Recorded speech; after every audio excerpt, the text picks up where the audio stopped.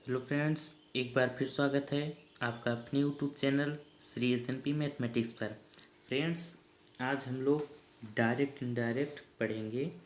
तो direct indirect पढ़ने से पहले हम लोग थोड़ा उसके बारे में बेसिक जानकारी प्राप्त कर लें, जिससे डायरेक्ट इनडायरेक्ट बनाते समय हमें किसी प्रकार की समस्या से ना गुजरना पड़े।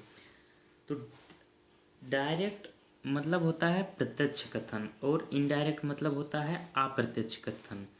जैसे मान लो कोई दो आदमी हैं, आप हो और कोई और है, और वो सामने वाला मतलब समझ लो आपका फ्रेंड है। अगर वही वही अगर किसी बात को कह रहा है और उसकी बात को आप अपने भाषा में मतलब उसमें थोड़ा बहुत चेंज वेंज करके अपनी लैंग्वेज में बताएं, तो उसे क्या कहते हैं हम? इनडायरेक्ट स्पीच, अप्रत्यक्ष कथन। और अगर उसने जो कुछ कहा आपने वही सेम रिप्लाई कर दिया, तो उसे क्या कहते हैं? डायरेक्ट कथन। ठीक। तो डायरेक्ट मतलब प्रत्यक्ष और इनडायरेक्ट मतलब अप्रत्यक्ष। देखो, जैसे एक एग्जांपल देखो, Sonu said to his father. Sonu ने अपने पिता से कहा, I want to purchase a car. मैं कार खरीदना चाहता हूँ।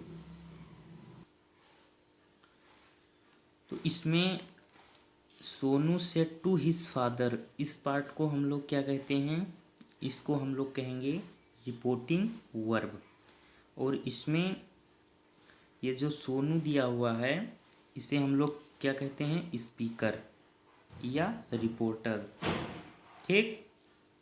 और ये सेड टू, ये है रिपोर्टिंग वर्ब, और फादर ये है ऑब्जेक्ट। और इस पूरे को हम रिपोर्टिंग वर्ब शॉर्ट फॉर्म में हम इसे आगे आर वी लिखेंगे, आर वी। और I want to purchase a car, I want to purchase a car, इसे हम रिपोर्टेड स्पीच कहते हैं। ये जो होता है ये स्पीकर या रिपोर्टर के द्वारा कहा गया कथन होता है। ठीक। तो और एक बात और आप लोग याद रखना कि आर एस ये मतलब reported speech. Reported speech R S को हमेशा इन्वर्टेड कॉमा के अंदर लिखते हैं। ये जो लगा हुआ है डबल इन्वर्टेड कॉमा के अंदर हम लोग हमेशा रखते हैं रिपोर्टिंग स्पीच को। ठीक। तो ये आप लोगों को समझ में आ गया? स्क्रीनशॉट ले लीजिए, फिर हम आगे चलते हैं। अब इसमें कुछ चेंजिंग होते हैं, ये आप लोग नोट कर लीजिएगा और इसे याद कर लीजिएगा। इसके बिना हम डायरेक्ट इनडायरेक्ट नहीं कर सकते। ये जो दिया है सेज टू, ये हमेशा आप लोगों को मिलेगा किसमें? रिपोर्टिंग वर्ब में। रिपोर्टिंग वर्ब में मिलेगा सेज टू। इसको हम चेंज करेंगे इनडायरेक्ट बनाते समय टेल्स में। से टू को टेल में, सेड टू को टोल्ड में, विल से टू को विल टेल में, सेल से टू को सेल टेल में, विल को वुड में, सेल को शुड में, कैन को कुड में, मे को माइट में। और एक चीज़ और आप लोग देख लीजिए, मस्ट। अगर मस्ट रहेगा तो ये नो चेंज, इसे हम चेंज नहीं करते हैं। ठीक। मस्ट का मस्ट ही कर देंगे। और सेज से, सेड, विल से, सेल से, अगर ये सब रहेंगे रिपोर्टिंग वर्ब में तो हम इन्हें नहीं चेंज करते। ठीक। और ये एक टेबल देखिए आप, प्रोनाउन में होने वाले परिवर्तन। ये प्रोनाउन में कब कहाँ क्या चेंजिंग होते हैं। First person, second person, third person. तो फर्स्ट पर्सन में सब्जेक्ट, ये आपको रिपोर्टेड स्पीच में मिलेंगे। तो इन्हें हम किस तरह रिपोर्टेड वर्ब से चेंज करते हैं उसके बारे में है। तो फर्स्ट पर्सन आई वी, और सेकंड पर्सन ने इसका ऑब्जेक्ट होगा मी अस, और इसका पॉजेसिव होगा my, our, mine, ours. Second person you, इसका ऑब्जेक्ट होगा यू, इस पजेसिव होगा इसका योर, योर्स। और थर्ड पर्सन है ही, सी, इट और दे, इसका ऑब्जेक्ट होगा हिम, हर, इट, देम।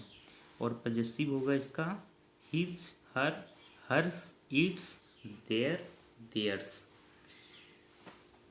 तो आप लोग इसका स्क्रीनशॉट ले लीजिए और नोट्स बनाते रहिए, ठीक।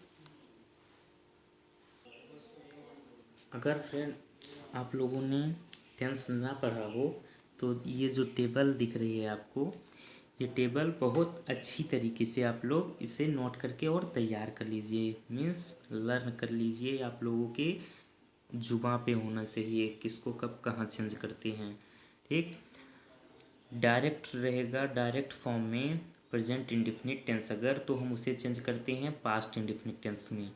इसमें एस ऑब्लिक ई एस रहेगा और वर्ब की फर्स्ट फॉर्म, तो इसे हम पास्ट इंडेफिनिट, इसमें हम वर्ब की सेकंड फॉर्म होती है, इसे हम पास्ट इंडेफिनिट में चेंज करेंगे।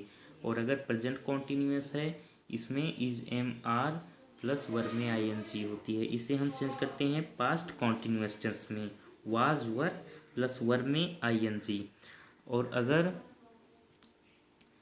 अगर हमारा reporting speech present perfect tense में है, मीन्स हैज़ ऑब्लिक है प्लस वर्ब की थर्ड फॉर्म है, तो हम उसे पास्ट परफेक्ट टेंस में चेंज करेंगे हैड प्लस वर्ब की थर्ड फॉर्म में।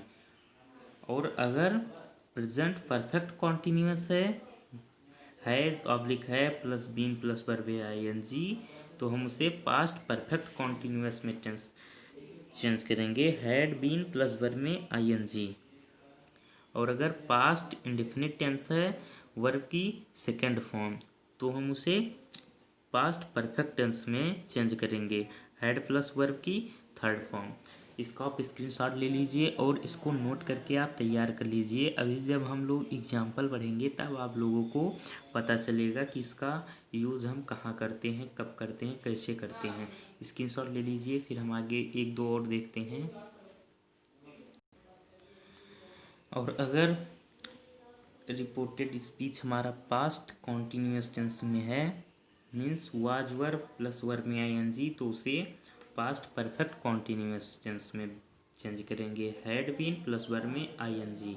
और अगर हमारा रिपोर्टेड स्पीच फ्यूचर टेंस के किसी भी रूप में हो, चारों रूपों में शैल, विल, तो हम उसे शुड, वुड, इट्स आदि में हम चेंज करेंगे, ठीक। फ्रेंड्स ये सूत्र आप लोग जान लीजिए, जब आप लोग डायरेक्ट इनडायरेक्ट करेंगे उसमें बहुत ही फ़ायदा मिलेगा आपको इस सूत्र से, अगर आप लोग को ये पता होगा। 123/सन, 123/सन, अगर ये 123, अगर ये पास उसमें मतलब रिपोर्टिंग स्पीच में अगर सब्जेक्ट उसका रहता है अगर फर्स्ट पर्सन, तो हम उसे चेंज करते हैं रिपोर्टिंग वर्ब के सब्जेक्ट से।